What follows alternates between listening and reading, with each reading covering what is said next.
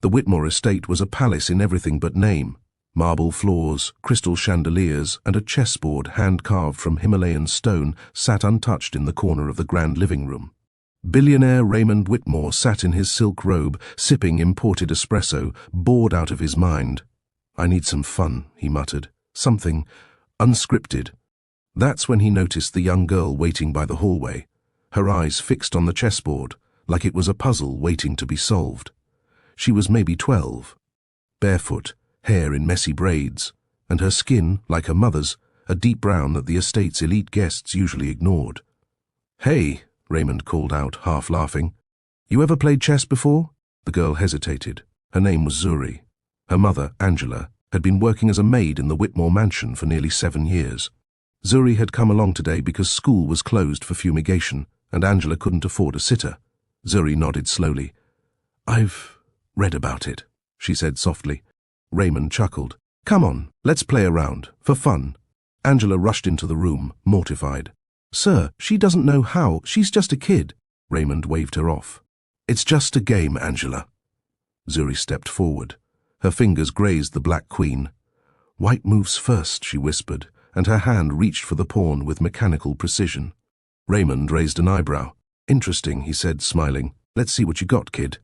He didn't know it yet, but by the end of this game the world he thought he knew would be flipped upside down. Zuri didn't just know how to play chess. She was about to rewrite everything he believed about genius, class, and power. Raymond leaned back with a smirk as Zuri placed her first pawn. Her hand moved fast, too fast to be guessing. "Where'd you learn that?" he asked casually, sliding his own pawn forward. Zuri didn't answer immediately. She studied the board, her eyes darting like scanners. "From books," she said finally, "and YouTube videos. Sometimes at the library. Sometimes on my mom's phone when she's asleep." Angela stood nervously nearby, wringing her hands. She knew Raymond's world was filled with people who smiled only when winning, and crushed when outplayed. Raymond noticed the girl's laser focus. "Impressive," he said, testing her with a queen's gambit. Without flinching, Zuri countered it. 10 minutes passed, then 20, and suddenly Raymond was frowning. Every move he made was counted in seconds, not with hesitation but confidence. "She's memorized openings," he thought, "but let's see how she handles pressure." He launched into a complex fork, hoping to rattle her. Zuri smiled for the first time. "That's clever," she whispered. Then, 3 moves later, she disarmed it, cleanly. Angela gasped. Raymond leaned in. "You sure you've never played in a tournament?" "No, sir," Zuri said politely. "Just played in my head." "In your head?" Zuri nodded. "I memorize positions. I practice when I can't sleep. The library has chess puzzles. I do them until I run out." Raymond's ego twitched. For a billionaire used to boardrooms and backroom deals, being outmaneuvered by a barefoot child was unfamiliar and uncomfortable. He looked up at Angela. "What else have you been hiding?" he asked, half joking. Angela forced a smile. "I clean your house, sir, not your chessboard." But Zuri wasn't cleaning. She was calculating, and for the first time in years, Raymond didn't feel like the smartest person in the room. From the hallway, Jameson the butler stood watching. A man of strict order and quiet observation, he'd served the Whitmores for 30 years. He knew how to read a room without making a sound. And right now, something extraordinary was happening in that room. He leaned closer to the door and caught a glimpse of the chessboard. Zuri had trapped Raymond's bishop, not with luck, but with cold, deliberate logic. Jameson's brows rose. He turned and walked briskly down the hallway. In the staff quarters, Angela was pacing. "This was a mistake," she muttered. "He's going to think I was showing off, or using her, or worse." Jameson placed a gentle hand on her shoulder. "Angela, your daughter is special." Angela gave him a wary look. "Don't say that too loud in this house." But Jameson smiled. "You don't understand. Mr. Whitmore hasn't smiled like that in years. He's interested." "Interested," Angela whispered. "In a maid's daughter? In a mind like that?" "Absolutely." Back in the grand room, Raymond made his move, but Zuri countered instantly. He chuckled, though his pride was clearly bruised. "You know," he said, "I've funded entire schools that don't have kids like you." Zuri didn't respond. She was busy preparing her checkmate. Raymond leaned forward. "Would you be interested in lessons? From a real coach?" Angela, who had stepped in quietly, froze. Zuri looked up. Only if it's free, she said softly. My mom says nothing in this house comes without a price. Raymond paused. Jameson watched from the doorway. The girl wasn't just a prodigy, she was wary, wise. And this game was no longer just about chess. It was about class, about brilliance, about who gets noticed and who gets forgotten. Raymond stared at the board, eyes narrowed. Zuri had him. The white knight pinned his queen. The bishop controlled the escape. Every square he thought was safe had been quietly taken, one move at a time. Then she moved her rook. Checkmate. A long silence fell over the room. Zuri didn't gloat. She simply sat back, breathing softly, as if she had just solved a school puzzle. Raymond leaned back slowly, rubbing his chin. You beat me. Angela looked like she might faint. Zuri stood. Thank you for the game, sir. But before she turned, Raymond said, Wait. He studied her face, serious, calm, humble. He wasn't just impressed, he was shaken. You're not just good, he said. You're terrifying. Zuri smiled faintly. Chess makes sense. People don't... Angela placed a hand on her daughter's back. We should go now. Raymond stood as well. No, please, stay. I want to understand. Where did this come from? Angela sighed. She's been like this since she was 5, solving Rubik's cubes, building things out of scrap. I tried to enroll her in gifted programs, but she's black. We live in a bad zip code. No one listens. And we don't have money for tutors, so I work. And she learns in silence. Raymond nodded slowly. Then he walked to a shelf, pulled out a black leather folder and opened it. Inside were contact cards, checkbooks and documents worth more than most families made in 10 years. He looked up. What if I changed that? Angela flinched. Why? Because I just got beat by a genius in pajamas, Raymond said. And for once, the billionaire wasn't offering charity. He was offering a stage. Raymond motioned for them to sit. Angela hesitated. Every instinct screamed no. This was the same man who barely looked at her while she scrubbed his floors. Now, he was offering opportunity. You want to sponsor her? Angela asked sharply.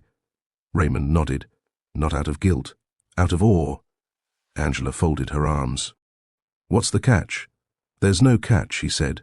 Private schooling, grandmaster coaching, even sponsorship in youth tournaments. I have access to programs that can launch her into the world she deserves. Zuri stayed quiet. She was studying Raymond's posture, his tone, even his hesitation before choosing words, just like she did on the chessboard. You've helped other kids? She asked. Raymond hesitated. Not like this. Not personally. Angela narrowed her eyes. So why now? Raymond didn't flinch.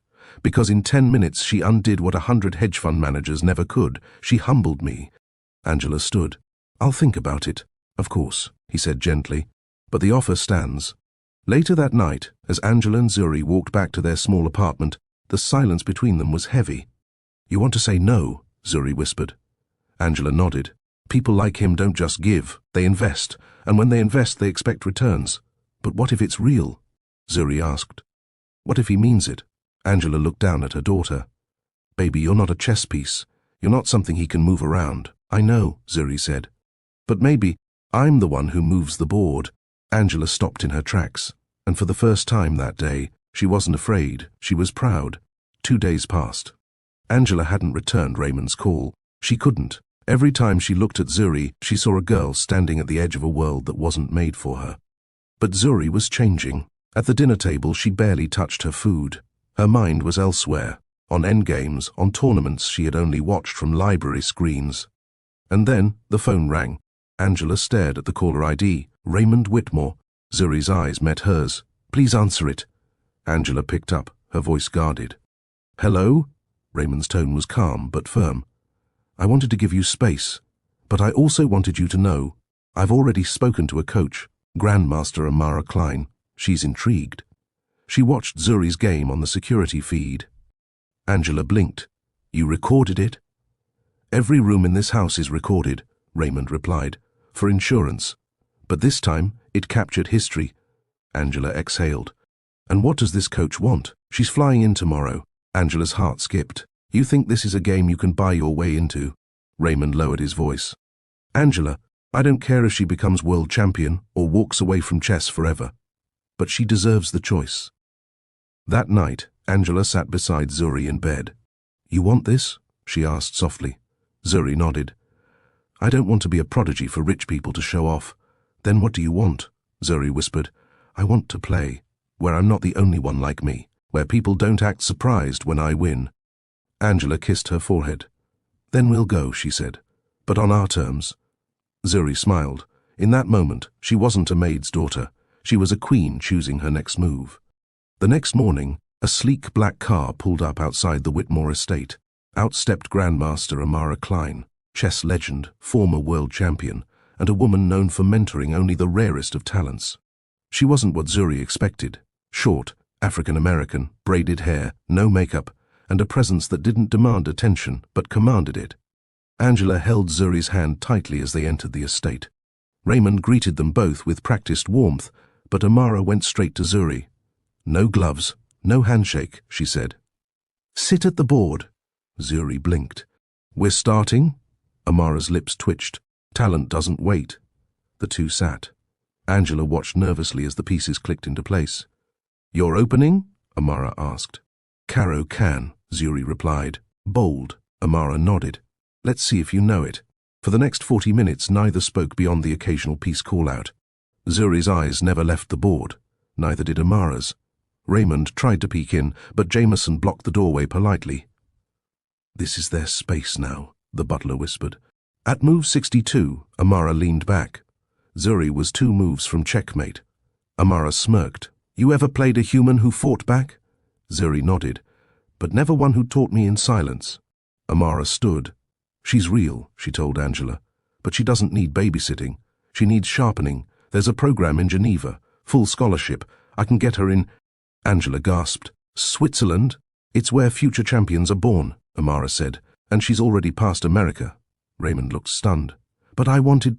Amara cut him off. You opened the door. Now let her walk through it. Angela turned to Zuri. What do you want? Zuri stared at the board, then up at Amara. To play people who see me coming, she said. And in that moment, everyone knew the child wasn't just gifted. She was inevitable. News of the maid's daughter who checkmated a billionaire spread like wildfire.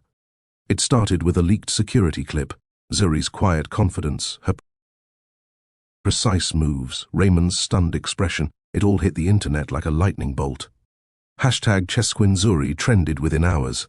Cable news picked it up. The genius girl who rose from the dust, one anchor declared. Raymond called Angela in a panic.